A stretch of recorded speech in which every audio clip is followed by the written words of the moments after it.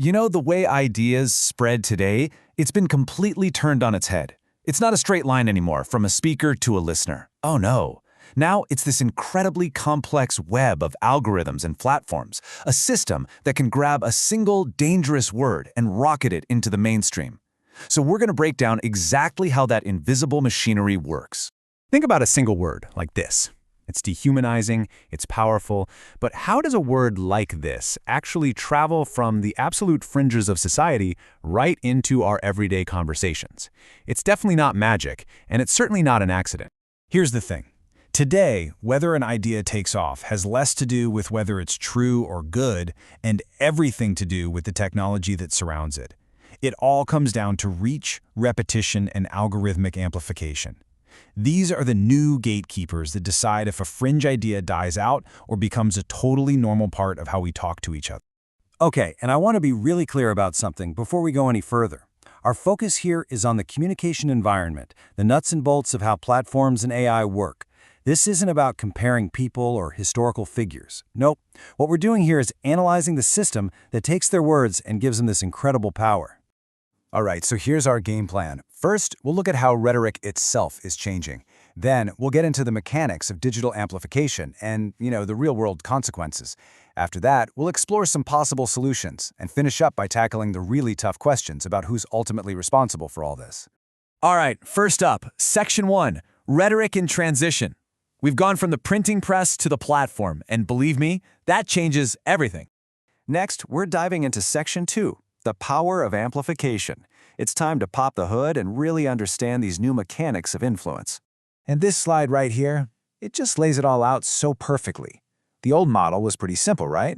A speech, a newspaper, a one-to-many broadcast. But the new model, well, it's a wild feedback loop. A speech gets chopped into a viral clip, then an algorithm grabs it and just blasts it out there, fueled by this massive wave of comments and reactions. And you know what this new model is practically built for? Something called a frame. Think of a frame as a short, sticky, and usually dehumanizing word or phrase, like vermin or poisoning the blood. They're literally designed to work like memes. They're easy to say, easy to share, and engineered to get a huge emotional reaction out of you. Okay, so that brings us to Section 3, the consequences. So what actually happens when all this amplification makes really fringe ideas start to feel, well, familiar? And look, this isn't just some abstract theory. This is happening right now. You've got regulators like the EU Commission actively looking into whether platforms are breaking the rules. At the same time, we're seeing new AI systems reportedly spitting out disturbing content, forcing their creators to scramble and make changes. It's pretty clear that these platforms are now seen as essential public infrastructure, and the stakes could not be higher. So why is just repeating something over and over so incredibly powerful?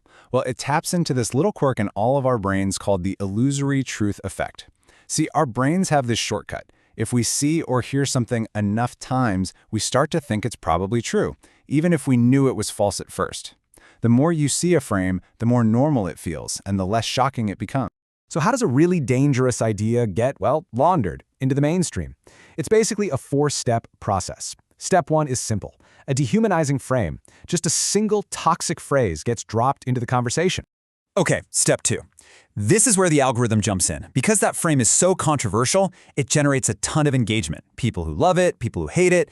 The algorithm doesn't care if it's good or bad, it just sees people are reacting, and so it pushes that content out to more and more people. Step 3. Now that repetition, driven by the algorithm, really starts to work on us. That illusory truth effect we just talked about, this is it in action. The frame becomes so common that it loses its shock value. It just starts to feel like another part of the political landscape. And that leads us right to the final step, Step 4. The entire boundary of what's considered acceptable to say in public actually moves. What was once completely off-limits, what was once considered fringe, is now somehow part of the normal conversation, debated as if it's a legitimate point of view. Okay, so we've laid out the problem pretty clearly. But what on earth do we do about it? Well, that brings us to Section 4, which is all about potential solutions, a toolkit for a healthier public conversation. So the proposed strategy here is a four-parter. First up, platforms have to have clear, enforced rules against dehumanizing language. No more ambiguity. Next, there's this proactive idea of pre-bunking. basically teaching the public how to spot these rhetorical tricks before they fall for them. Then the media has a huge role to play by providing context, not just blasting out shocking quotes. And finally, a big part of this comes down to all of us, practicing what you could call digital civil courage, reporting harmful content, speaking up against hate, and supporting the people who are being targeted. Which brings us to our last section, responsibility. Because even with all these potential solutions on the table, we're left with some really big, tough questions about where we go from here. I mean, really think about this for a second. When a dehumanizing idea gets seen by millions, who's really on the hook here? Is it just the person who said the words? Or does the platform's architecture, the very algorithm that chose to amplify it, share some of that blame? And honestly, this all boils down to the ultimate tightrope walk we're all on now. How do we protect the incredibly important principle of free and open debate without accidentally creating a space where hate speech is just treated as another valid opinion? That right there is the central question of our digital age.